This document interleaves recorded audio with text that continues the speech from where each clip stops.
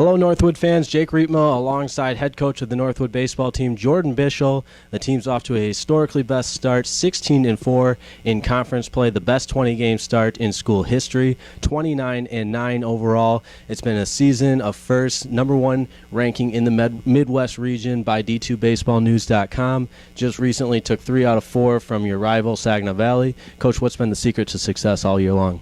Yeah, I like our depth. I think that's really played a big role. We've had great production from some key guys at the top that are putting up big seasons, but really it's that depth that comes through. On the mound yesterday, 2 great performances from guys that haven't been regulars in our starting rotation at the plate. We're missing our 3-hitter. He was out with an injury, and a couple of guys step up and have big games there. It's been fun to see different guys step up every day. That depth was definitely on full display as Kyle Vidrodi won game number 2 against Saginaw yesterday, and Nathan Langenfeld in the final game of the day pitched phenomenally for you guys. And offensively, you guys have just been a juggernaut all season long. You know, first in the majority of the statistical categories in the GLIAC. Connor Foley's been huge for you. David Vinsky is now leading the GLIAC in doubles and batting average. Talk a little bit about those two guys. Yeah, Connor and David most of the year have hit first and second in our order, and they've just been on base constantly. They drive them in if they have opportunities, but they're on base a lot, and obviously if those top 2 guys are getting on, it creates some opportunities for the guys behind them, and consistency's been big for those guys. They just have gone out day after day and done something to help our offense. Pitching-wise, Tyler Jandren has already set a school record with 8 wins and 8 starts. He's been a force for you guys all season long. The bullpen's been great. What's been the secret to this pitching staff?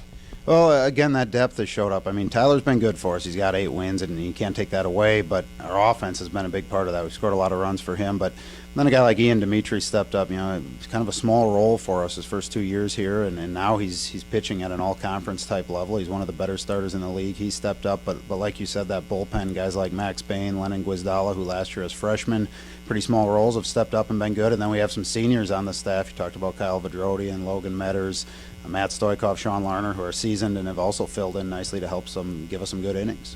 And the success has been well documented in a couple of different national polls. Right now in the NCBWA, I believe, you guys are ranked number 20 in the entire country, a number 1 ranking in the Midwest region by D2BaseballNews.com, and also I believe in the top 25 in the Perfect Game poll as well. All the different polls going around, could you kind of help us kind of sort through those of which ones mean what, when the NCAA rankings actually come out? But point being, you guys have had a lot of success and been well represented in the national polls. Yeah, you know, the funny thing with all those polls is they're fairly meaningless. None of them really carry any weight with the NCAA. Some of them get posted on the NCAA site, but really when it comes to the postseason, none of them really matter. What's going to matter is our conference standings and then the region rankings that the NCAA does. Obviously, the conference will be decided in a couple of weeks here.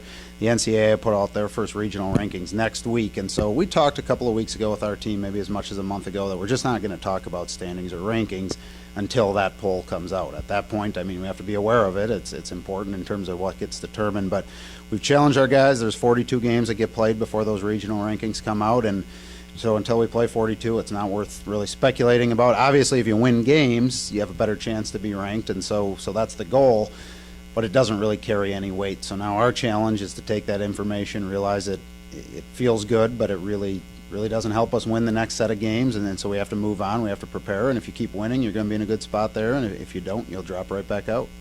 And you guys have really beat up on the Midwest, 19-4, of course, 16-4 in the GLIAC against regional opponents. But I know you guys and your entire staff are all business first, but this season has to have been a lot of fun for you thus far, with certainly the possibilities of a lot more fun to be had. What's been the most satisfying part for you in this part of the season? Yeah, I think it's the combination of chemistry and depth with our team. You know, we take about 32 guys on the road, and at some point, basically all of those guys have contributed to a win or more than one win, and that's, I think, unusual. It's a group of guys that has bought into their roles. As much as some of them may not love the role they're in, they've bought into it, they've accepted it, and their number gets called here and there. Yesterday, Brian Dombrowski, I don't think it started a game in 2 or 3 weeks, comes in and has a double, has a single, gets hit by a pitch, catches a good game, helps us win. The week before, Nick Palmer had barely been playing, steps up and has a 9 RBI day and a doubleheader. Seeing those type of contributions, seeing everybody be involved is really a lot of fun. It's been a lot of fun this weekend. It doesn't get any easier at home for a weekend series against a very good Walsh team, who you guys are tied for first at the top of the GLIAC. I know you know that, but that's not necessarily worth talking about at this point in the season, but certainly a big weekend ahead against a tough Walsh team. Yeah, and I think we're going to be well prepared because last weekend we were in a pretty similar spot, playing one of the top teams in the league on the road at Wayne. So we'll have the same conversation this week about you got to enjoy these moments. You got to enjoy playing a good team and stacking it up and competing. Somebody's going to lose every game. Somebody's going to win every game. There's no guarantees on how you come out. They're two good teams. So we'll see what happens. But we'll really challenge our guys to treat it like every other weekend, to have as much fun as they can, to enjoy competing and see what happens. We love playing at home, and we haven't had many chances to do it this year. So we're excited to get a 4-game series at home and then finish the regular season here with 12 home games in a row. Yeah, the Timberwolves will be at home against Walsh for a weekend doubleheader. First on Saturday, first pitch beginning at 1 o'clock, and then on Sunday the doubleheader begins at noon. So, Coach, as always, we appreciate the time. It's been a lot of fun so far this season, and look forward to the remaining of the season, beginning with the weekend series at home against Walsh.